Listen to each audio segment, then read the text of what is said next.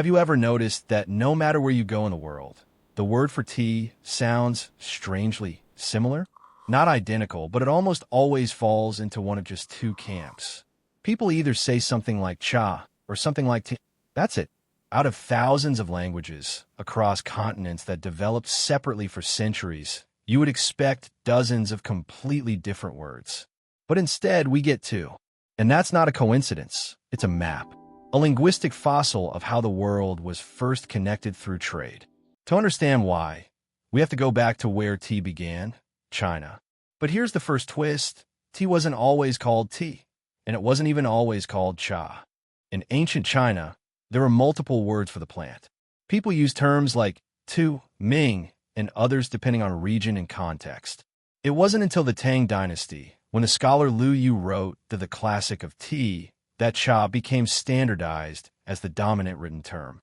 But even then, something very important happened.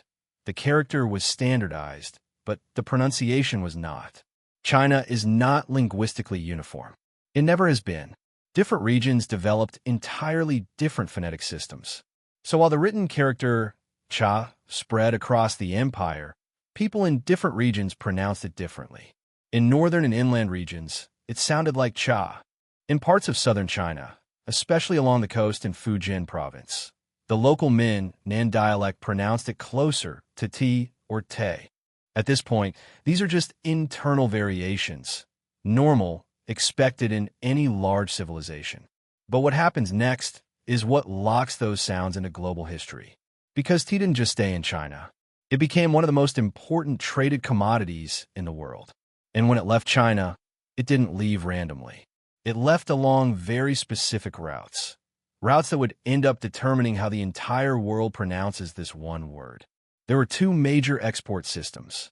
The first was overland. Tea moved westward from inland China along the Silk Road, through Central Asia, into Persia, and eventually reaching places like Russia and the Middle East. This was slow, physical trade. Caravans, camels, merchants crossing deserts and mountains. And along this route, the pronunciation that traveled was cha. That's why today you see Persian che, Russian chai, Turkish ke, Arabic she. These aren't random similarities. They're echoes of a single sound moving step by step across continents, carried by human movement, repeated and slightly altered, but fundamentally preserved. Then there was the second route, the sea. And this is where things get even more interesting. By the 17th century, European powers had entered the global trade system, and maritime trade began to dominate.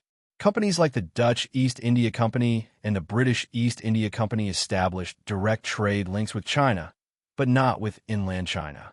They traded through coastal ports, especially in Fujian province. And the people they interacted with didn't say cha. They said tea. So when Dutch merchants loaded tea onto their ships and brought it back to Europe, they didn't just bring the product, they brought the word. That's why in Dutch it became the, in English tea, in French the. From there, as European empires expanded, the word spread globally, across the Atlantic to America, across the Indian Ocean into Africa. Entire linguistic regions adopted tea, not because of independent invention, but because they were plugged into the same maritime network. So now you have a world split not randomly, but structurally. If your historical connection to tea came through overland trade, you say cha. If it came through maritime trade, you say tea. And because these trade routes were so dominant and so early in the formation of global language exchange, there was almost no room for alternative words to develop. The system locked in. Two sounds, two pathways, one global pattern. And what makes this even more fascinating is how stable this pattern has remained. Languages change all the time. Words evolve, drift, disappear. But tea didn't. Because it wasn't just a word. It was tied to a physical good, a trade network, an economic system. Every time tea was bought, sold, taxed, transported, the word was repeated, reinforced, standardized not by grammar, but by commerce. There are also a few exceptions that actually prove the rule. Take Portugal, for example.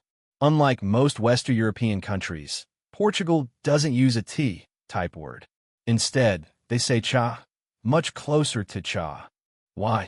Because they were among the earliest Europeans to reach Asia in the 16th century, before the Dutch dominated the Fujian trade routes. Their contact points were different. They interacted more with regions where cha was used, so they adopted that version instead. Same product, different entry point, different word. Or take India.